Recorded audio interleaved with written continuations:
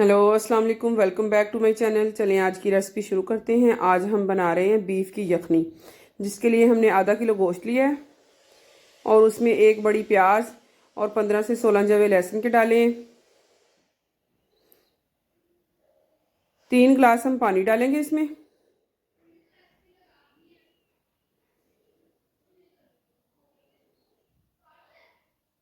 और 2 बड़ी इलायचियाँ डालकर हम ढककर पकाएंगे इसको। आधा टीस्पून हल्दी, 1 टीस्पून नमक, 1 टीस्पून नमक डालकर हमने इसको ढककर हल्की आंच पर 15 से 20 मिनट के लिए पकाया है। ये कुछ इस कंडीशन में आ गया है। यखनी बनाने के लिए गोश्त हमने हड्डी वाला इस्तेमाल किया है, इससे ज़्यादा अच्छी यखनी बनती है।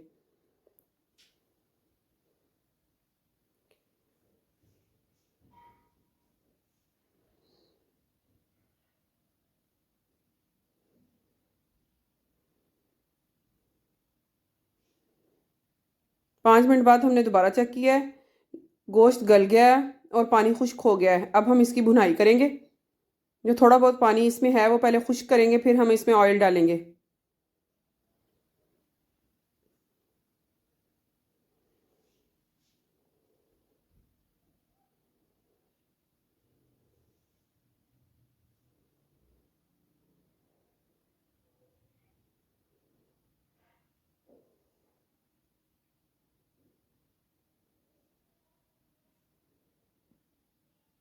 ऑयल हमने इसमें ज़्यादा नहीं डालना, सिर्फ आधी प्याली ही डालनी है।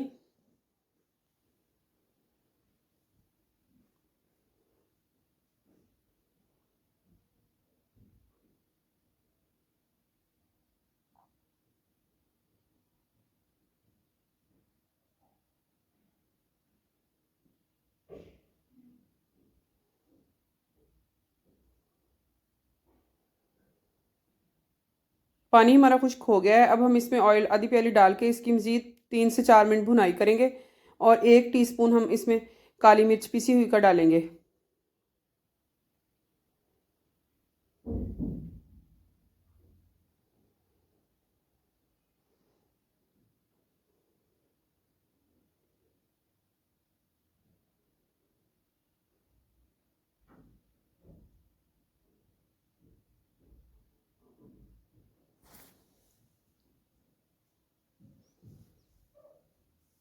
यखनी के लिए अगर हड्डी का गोश्त इस्तेमाल करें तो फिर उसकी यखनी ज़्यादा अच्छी और टेस्टफुल बनती है। हमने हड्डी वाला गोश्त इस्तेमाल किया है।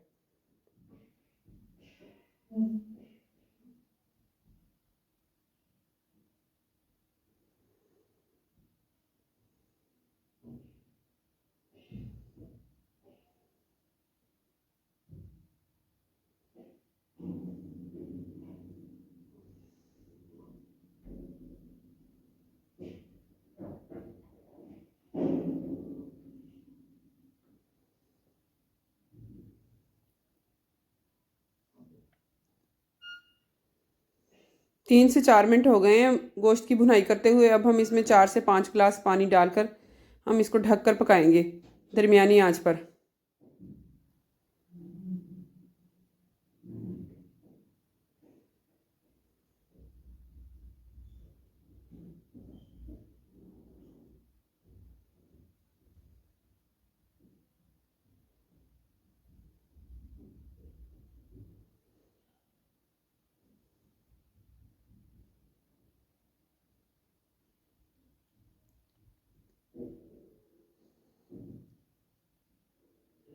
चार गिलास पानी डालकर हमने इसको ढक दिया है।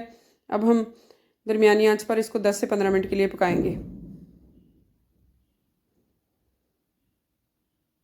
10 से 15 मिनट हो गए यखनी को पकते हुए। अब हम इसमें 1 चम्मच ज़ीरा कुटा हुआ डालेंगे।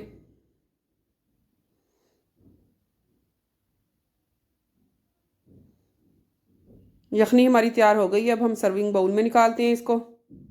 यखनी को हमने सर्विंग बाउल में निकाल दिया है। खाएं, पिएं और इंजॉय करें।